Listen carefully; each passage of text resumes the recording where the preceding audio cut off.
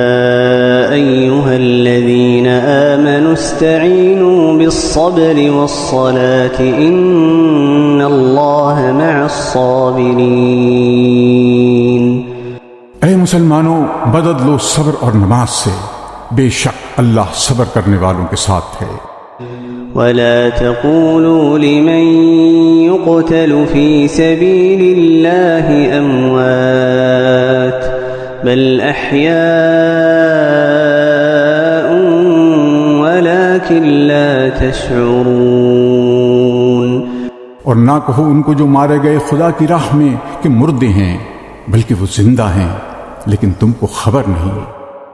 وَلَنَبْلُوَنَّكُمْ بِشَيْءٍ مِّنَ الْخَوْفِ وَالْجُوعِ وَنَقْصٍ مِّنَ الْأَمْوَالِ وَالْأَنفُسِ وَالثَّمَرَاتِ